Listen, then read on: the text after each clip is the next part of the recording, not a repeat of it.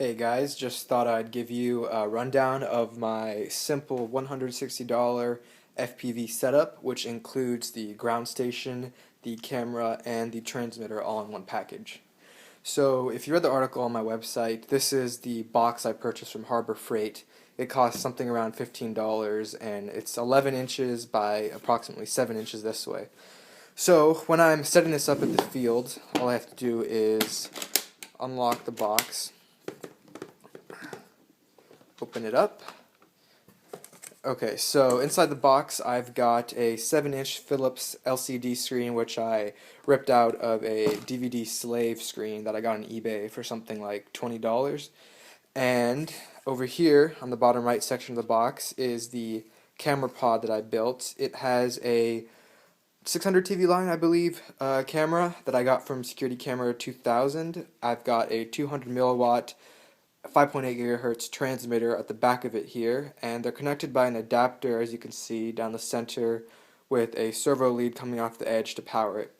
Now, the pod idea was adapted from Bruce from RC Model Reviews. He's working on a FPV backpack, and I wanted something similar that I could move between my different models. So I added a strip of Velcro at the bottom here, so it can just be attached and moved easily from different quadcopters or airplanes.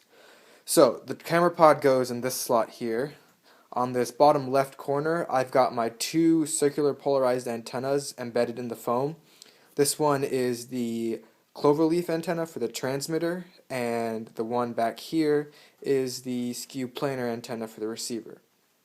Now, for the ground station, when I want to fire it up and get everything ready to go, all I have to do is connect this XT60 onto this port right here. And what that'll do is it'll power the screen as well as the receiver that's built in behind the screen. Now, as you can see here, the receiver protrudes through this hole that I drilled in the case, and I've got this cap on the RPSMA antenna.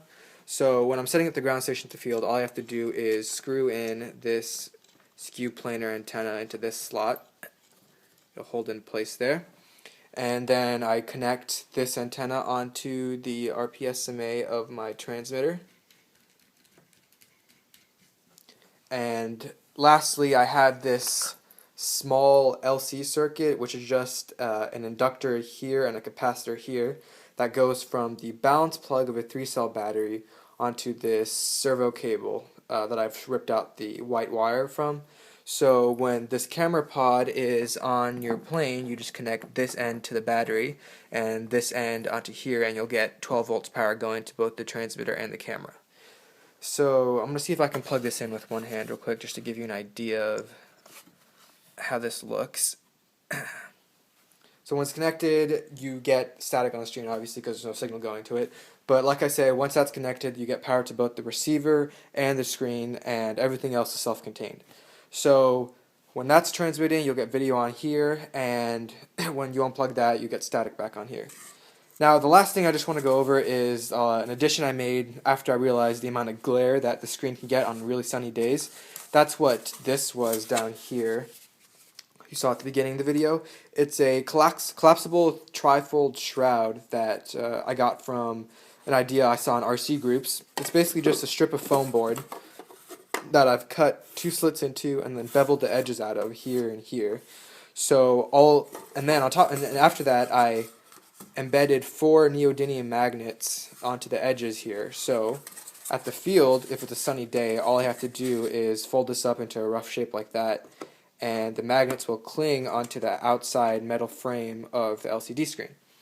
So when I'm ready to fly, all I have to do is put the shroud up, and I've got a protective sun visor around the screen.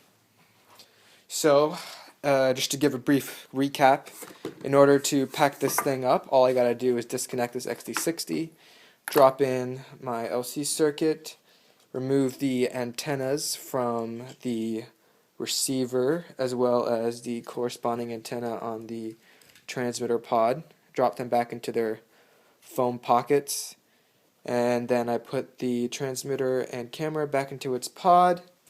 I will collapse the trifold shroud into place. I usually like to put it over the battery because the battery might slide around in transport and it stops it from doing that. And then I just cap up the RP estimate here so no dirt or anything gets in there. And once that's all in there, I just close this up, lock it up, and it's ready to go. So that's just a brief overview of my $160 FPV setup. Leave me any comments or questions, or contact me via my website. I'll do my best to help you out or give you more information if you need so. Alright, thanks for watching.